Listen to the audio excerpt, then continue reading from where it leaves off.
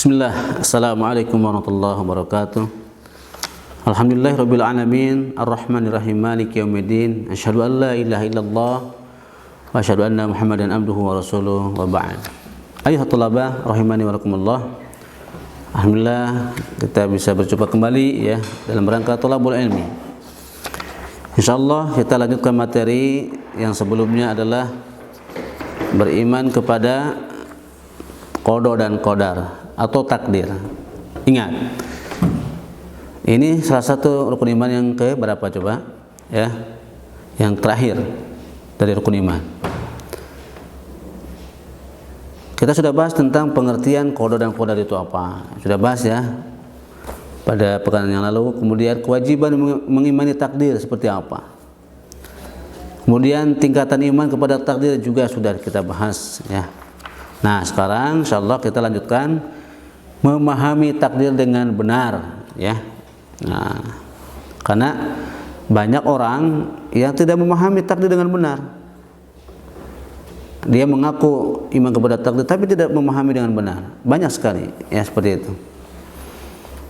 Iman kepada qada dan qadar atau takdir ya tidak bertentangan dengan keyakinan bahwa hamba memiliki kehendak dan kemampuan untuk melakukan sesuatu ya. Hal itu dijelaskan oleh dalil-dalil syariat dan fakta yang ada. Menurut dalil syariat, Al-Quran membenarkan adanya kehendak manusia. Manusia berkehendak, ya ada. Dzalikal yaumul haqq, faman syaa'a attakhadha ila rabbih ma'aba. Itulah hari yang pasti terjadi. Faman syaa'a attakhadha ila rabbih ma'aba. Maka barang siapa menghendaki, niscaya dia menempuh jalan kembali kepada Rabb-Nya. An-Naba ayat 39. Sedangkan tentang kemampuan manusia, Allah berfirman, La yukallifullahu nafsan illa wus'aha, laha ma kasabat wa 'alaiha maktasabat. Allah tidak membebani seseorang melainkan sesuai dengan kesanggupannya. Dia mendapatkan pahala dari kebajikan yang dikerjakannya dan mendapatkan siksa dari kejahatan yang diperbuatnya ya. Wa ma tasha'una illa an yasha Allah. Tetapi kamu tidak mampu menempuh jalan itu kecuali apa? Ayyasha Allah, apabila Allah kehendaki ya. Kita berencana, bahkan manusia itu selalu berencana, tetapi Allah tidak sesuai dengan rencananya Allah biasanya. Ada ya rencana kita manusia, bahkan ada yang tidak sesuai dengan rencananya Allah. Maka hendaklah kita mengimani kepada takdir ini. Jadi beriman kepada takdir adalah tidaklah berarti seorang boleh berdalih dengannya dalam meninggalkan perintah atau melanggar larangannya. Karena itu orang yang menjadikan takdir sebagai alasan dalam berbuat maksiat adalah bertentangan dengan syariat Islam ini. Rasulullah bersabda, "Ma minkum min ahadin illa qad kutiba maq'adahu minan nar wa maq'adahu minal jannah." Faqala rajulun minal qaum, Ala nattakilu ya Rasulullah? Qala la. I'malu fakullun mayassaru lima khuliqalah. Setiap kalian tanpa terkecuali telah dituliskan 4 tempat duduknya. Apakah ia termasuk penduduk neraka atau penduduk surga? Allah sudah menuliskan tempat duduknya. Apakah duduknya itu di neraka atau di surga? Seorang laki-laki lantas bertanya, tidakkah itu berarti kita cukup bersikap pasrah saja wahai Rasulullah? Beliau menjawab, tidak demikian. Sekalipun sudah dicatat si fulan tempat duduknya di neraka, si fulan tempat duduknya di surga. Mungkin dalam suatu saat para sahabat mungkin bertanya, kalau gitu kita pasrah aja Rasulullah. Maka Rasulullah menjawab, tidak demikian. tetapi berusahalah terus. Karena tiap-tiap orang akan dimudahkan untuk menuju takdir yang telah diciptakan untuknya, ya. Jadi berkewajiban kita berusaha untuk merubah takdir menjadi baik, seperti itu. Fattaqullah mastata'tum. Ya, bertakwalah kepada Allah menurut kesanggupan kalian. Seperti itu. Kemudian selanjutnya bahasan terakhir tentang iman kepada takdir, yaitu manfaat beriman kepada takdir.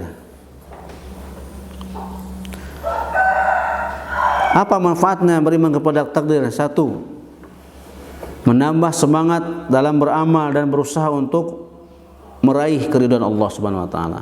Ini manfaatnya. Ya. Sebagaimana Rasulullah bersabda dalam hadisnya, al-mu'minul qawiyyun khairun wa ahabbu ila Allah minal mu'minid dha'if. Wa fi kulli khair ihris ala ma yanfa'uk wasta'in billah wa la ta'jiz. Wa in asabaka syai'un fala taqul law anni fa'altu lakana kadza wa kadza. Walakin qul qaddarallah wa ma syaa fa'ala. Fa inna law taftahu amala syaitan. Orang mukmin yang kuat itu lebih baik dan lebih dicintai oleh Allah daripada mukmin yang lemah. Dan pada masing-masing ada kebaikannya. Berusahalah meraih apa-apa yang beri manfaat bagimu dan memohonlah pertolongan kepada Allah dan janganlah bersikap lemah. Jika engkau tertimpa suatu, maka jangan engkau mengatakan seandainya aku melakukan ini dan itu tentu akan terjadi begini dan begitu. Tetapi katakanlah Allah telah mentakdirkannya, qadarallah wa ma syaa fa'ala. Dan apa yang dikehendakinya pasti terjadi. Karena ucapan seandainya itu membuka perbuatan setan, ya, perbuatan setan. Hadis riwayat Muslim. Selanjutnya manfaat beriman kepada takdir adalah terhindar dari sifat-sifat bersikap sombong dan tinggi hati, karena mampu mengukur keterbatasan diri, ya. Selanjutnya yang ketiga, menghilangkan berbagai penyakit sosial yang menimpa masyarakat. Selanjutnya yang keempat, manfaat beriman kepada takdir adalah menumbuhkan keberanian hati untuk menghadapi berbagai tantangan serta menguatkan keinginan untuk berbuat kebaikan dan ketaatan.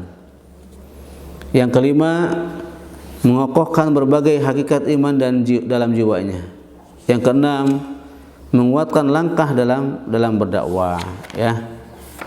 Itu tentang beriman kepada takdir, ya. Maka kita wajib mengimani. Sekali lagi, kalau seorang tidak meyakini dengan adanya takdir, banyak yang stres, putus asa, ya. Tetapi kalau seorang yakini ada takdir Allah, insya Allah berlapang dada, ya. Apapun dia kejadian, qadarallah wa ma syaa fa'al, ya, seperti itu. Itu mudah-mudahan, ya, bermanfaat. Ya, sekali lagi bahasan ini, ya, perlu kita pahami bersama. Dan tugas antum, ya, yang pertama adalah antum bisa menghafalkan dalil yang barusan Ustaz sampaikan, ya, minimal 2 dalil. 2 dalil antum hafal, ya, hafalkan. Nanti insyaallah waktu antum sudah di kelas, ya, di sini antum bisa setorkan sama Ustaz. Yang kedua, tugasnya adalah antum catat, kemudian bisa diisi, ya. Soal pertama,